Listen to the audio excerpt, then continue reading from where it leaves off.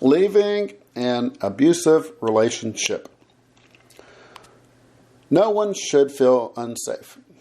If you are in an unsafe, violent relationship, you might be thinking of leaving. You do not have to leave today or do it all at once, but a safety plan can help you know what to do when you are ready to leave. Having a plan in place can help you get out safely later if you decide to leave. Okay, what are some things to consider as I decide whether to leave?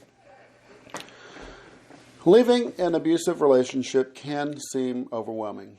Women often leave several times before finally deciding to end the relationship. There are many complicated reasons why it is difficult to leave an abusive partner. You may have doubts or fears or just feel overwhelmed at the thought of leaving. That's normal. But consider the following as you make your decision. Domestic violence often starts as emotional abuse and becomes physical later. It's important to ask for help as soon as possible. Your partner may try to make you think the violence is your fault. It's not. You cannot make someone hurt or mistreat you. Your partner is responsible for his or her own behavior. Violence and abuse are never the victim's fault. Abuse is not normal or okay. You may think that abuse is a sign that your partner loves you. It is not. Your partner may love you, but abuse is not a sign of that love. You may think that romantic love is passionate and that physical abuse is a sign of passion. It's not. A healthy relationship is one in which you feel safe and which has no physical, sexual, emotional, or verbal abuse. Abuse can happen to anyone. Some women and men believe that abuse is not something that could happen to them. Abuse can happen to anyone, regardless of whether you have a college education, which neighborhood you live in, your age, your gender, your sexual orientation, or whether you're married, dating, or single. Your partner may be very good to you at times. Most abusers have a pattern of abuse followed by making it up to you or making you feel special and loved. It's most likely that the abuse will happen again. Abuse usually gets worse over time, not better. You can learn about how to get help even if your partner promises to stop the abuse. There are links down in the article associated with this video. You cannot help or fix an abusive partner. It's not your responsibility to convince a violent or abusive partner to get help. Your responsibility is to your own safety and the safety of any children in the household. Some abusive partners said they will get help as a way to make it up to you after violence. But getting help does not always mean the violence will stop. Also, intimate partner violence is linked to serious physical and emotional problems. The longer it continues, the more damage it can cause. Also, if you have children, consider their safety. Consider whether you are willing to allow your partner to visit them if you decide to leave the relationship. Many abusers get even more violent after their victims leave.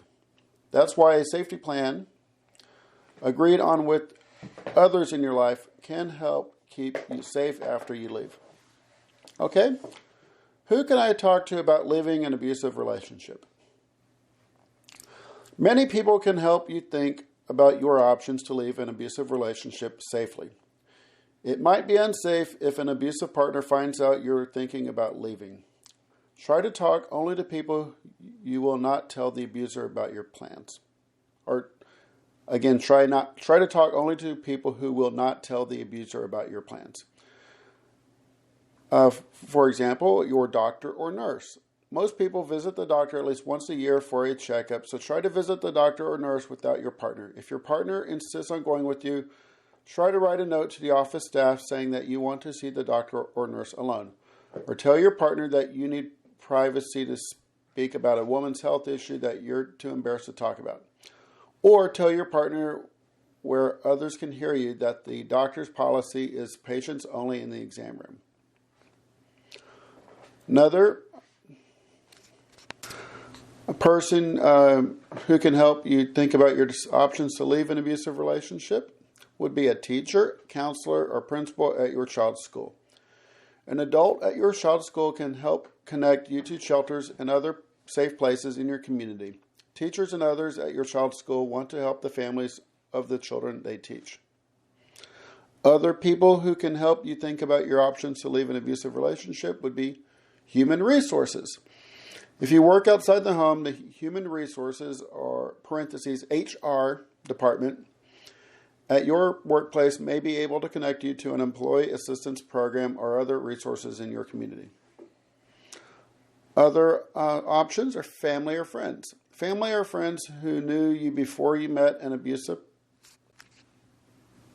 partner might be able to help you. If more than one family member or friend can help you, it might be good for a few people to work together to help. Also, a free 1-800 telephone hotline. You can talk to trained advocates at the National Domestic Violence Hotline for free 24 hours a day, 7 days a week, without giving your name or address. The counselors can help you walk through the steps of leaving an abusive relationship. You can call a hotline as many times as you need to. And that number is 1-800-799-7233. Okay. Moving on. How can I plan to leave and keep myself safe? Even if you don't leave right away, creating a safety plan can help you know what to do if your partner abuses you again. It can help you be more independent when you leave. Your safety plan will help you be prepared to identify a safe friend or friends and safe places to go, or create a code word to use with friends, family, or neighbors to let them know you are in danger without the abuser finding out. If possible, agree on a secret location where they can pick you up. Another good tip for a safety plan is keep an alternate cell phone nearby. Try not to call for help on your home phone or on a shared cell phone. Your partner might be able to trace the numbers. If you don't have a cell phone, you can get a prepaid cell phone. Some domestic violence shelters offer free cell phones. Another good safety plan tip is memorize your phone numbers of friends, family, or shelters. If your partner takes your phone, you will still be able to contact loved ones or shelters for a safe place to stay. Another safety plan tip is make a list of things to take if you have to leave quickly. Important identity documents and money are probably the top priority. There's a link to a safety packing list for a detailed list of items to pack. You can get these items together and keep them in a safe place where your partner will not find them. If you are in immediate danger, leave without them. If you can, hide any extra set of car keys so you can leave if your partner takes away your usual keys. Another good tip is ask your doctor how to get extra medicine or glasses, hearing aids, or other medically necessary items for you or your children. Another good tip is contact your local family court or domestic violence court if your state has one for information about getting a restraining order. If you need legal help but don't have much money, your local domestic violence agency may be able to help you find a lawyer who will work for free or on a sliding scale based on what you can pay. Another good tip is protect your online security as you collect information and prepare. Use a computer at a public library to download information or use a friend's computer or cell phone. Your partner might be able to track your planning otherwise. Another good tip is try to take with you any evidence of abuse or violence. If you leave your partner, this might include threatening notes from your partner. It might be copies of police and medical reports. It might include pictures of your injuries or damage to your property. Keep copies of all paper and electronic documents on an external thumb drive. Advocates at the National Domestic Violence Hotline, that's 1-800-799-7233, can help you develop your safety plan. The National Center on Domestic and Sexual Violence provides a form for developing your own safety plan, and there's a link to that in the article portion of this video. You can also find more tips on developing your safety plan. Every person deserves to be safe. Okay. What do I need to include in my safety packing list? When you leave an abuser, the most important thing is your life and safety as well as your children's. If you are able to plan ahead, it will help you to have important information with you, in addition to money, clothing, medicine, and other basic items. Even if you are not sure you want to or are ready to leave, go ahead and make copies of as many of the following documents as you can, or secure them in a safe place outside of the home. Items could be birth certificates, social security cards and passports or immigration papers for you and your children, health insurance cards for you and your children, financial records including recent bank statements and stocks or mutual fund records, housing documents such as rental agreements, mortgage statements, or the title or deed, your most recent credit report, the title or lease paperwork for your car, statements for any retirement plans, the past 2 years' tax returns, a written copy of phone numbers or important addresses in case you cannot get to your cell phone or address book. Many of these records are available online, so try to keep access to these accounts if you do not have paper copies. You may also want to take photos of any valuable assets in the home, parentheses, anything you think may be worth some money. Also, if you have any family heirlooms, such as jewelry, take them with you or put them in a safe place before you leave. You can get a safe deposit box at the bank to store copies of the paperwork listed as well as small valuable items. If you have a joint checking account, consider opening your own checking account and storing money there. Any adult has a right to open their own bank account, even if they are married or dependent on another person. Okay? What if I'm too scared to leave? Leaving a relationship is not easy. You may still care about your partner or have hope that things will get better. It may also be difficult or frightening to leave because your partner may be a co-parent to your children. Your partner may have isolated you from your friends and family, so you feel you have no place to go. Your partner may control the money, so you feel you have no resources to leave. Your partner may have threatened you or your children. You don't want to disrupt your children's lives. You may have an elderly relative or disabled child needing care.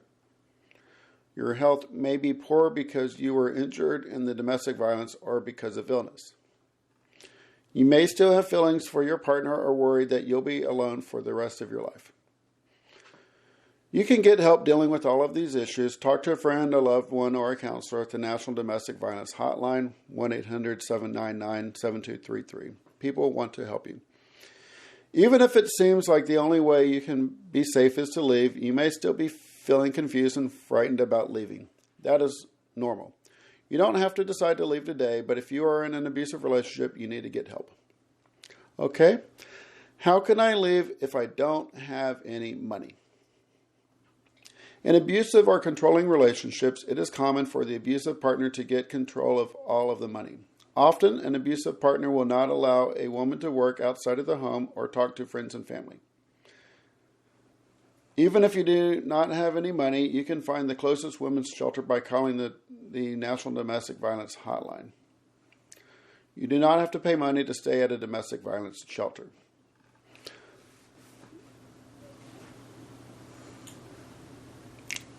Many domestic violence shelters can help you pay for a ride to the shelter. If you are already in a temporary but safe place, call the shelter, ask about help with transportation.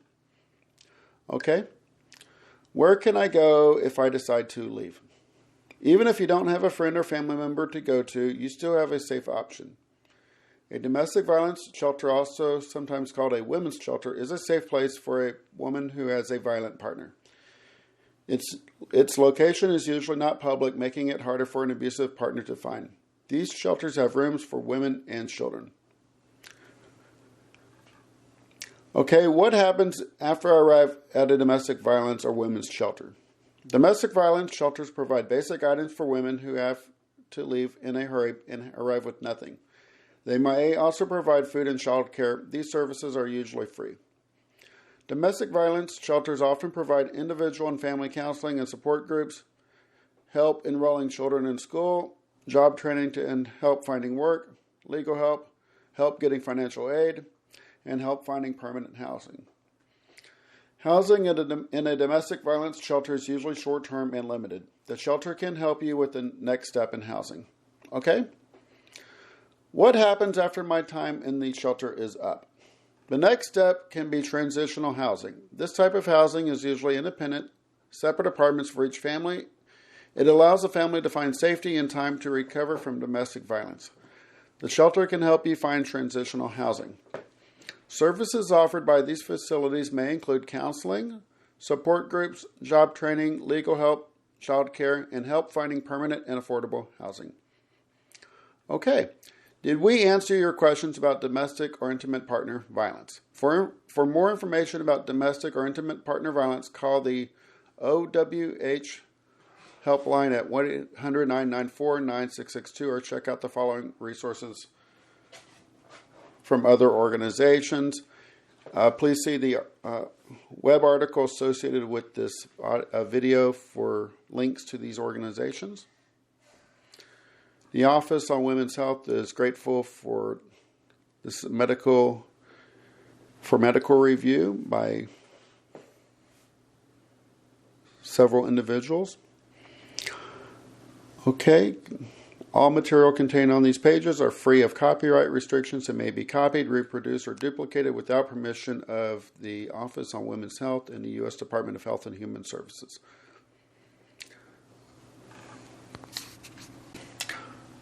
Thank you for listening.